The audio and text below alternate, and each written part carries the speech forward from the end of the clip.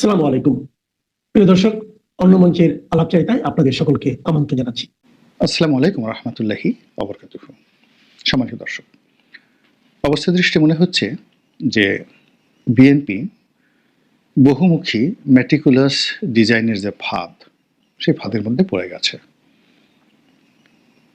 আমরা জানি যে গত 15 বছরে যে আধিপত্যবাদী শাসন, যেটিকে এখন ফ্যাসিবাদী শাসন হিসেবে অভিহিত করা হচ্ছে, ওই সময়টিতে বিএনপির মধ্যে অন্তত 3 থেকে 4টি গ্রুপ, তারা পরস্পরের সঙ্গে দ্বন্দ্ব এবং সংঘাতে লিপ্ত ছিল।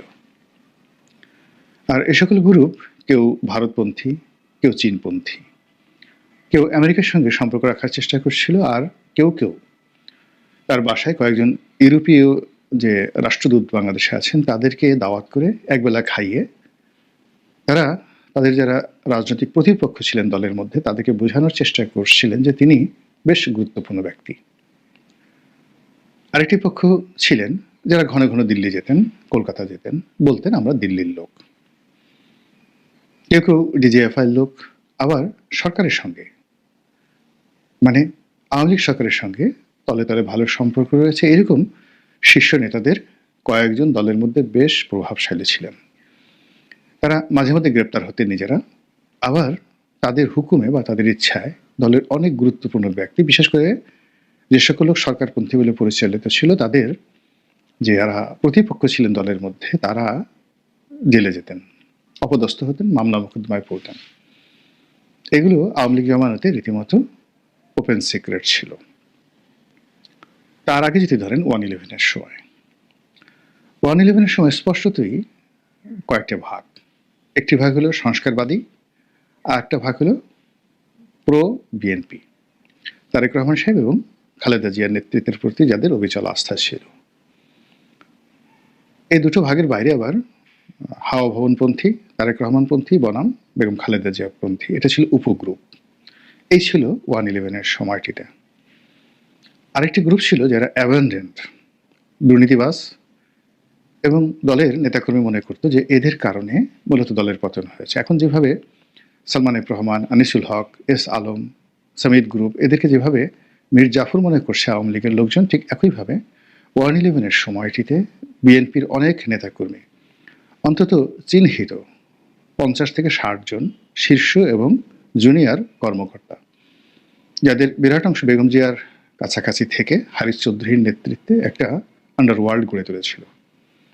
আরেকটি গ্রুপ হাওয়া ভবনের নেতৃত্বে থেকে তারা একটা আন্ডারওয়ার্ল্ড, প্যারালাল আন্ডারওয়ার্ল্ড গড়ে তুলেছিল।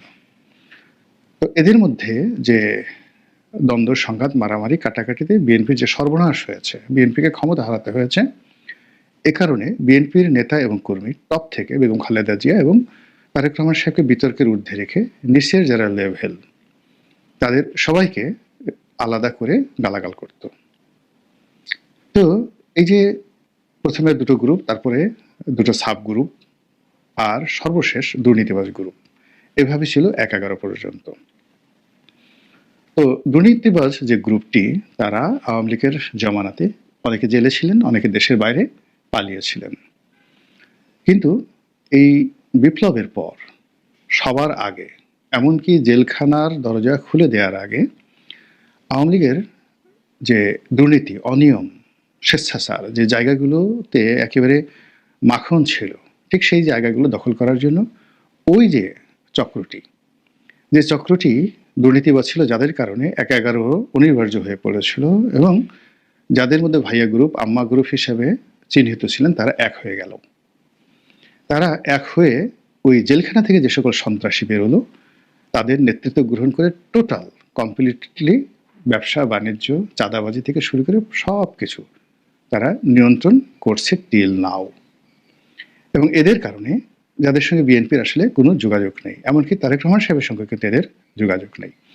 কয়েকজন দলের পোর্টফোলিওতে আছেন, কিন্তু তারেক রহমান সাহেব হয়তো জানেন না যে তার জানি দুশ্মন, এবং তাকে এবং তার দলকে ক্ষমতাচ্যুত করে 1/11 ঘটনার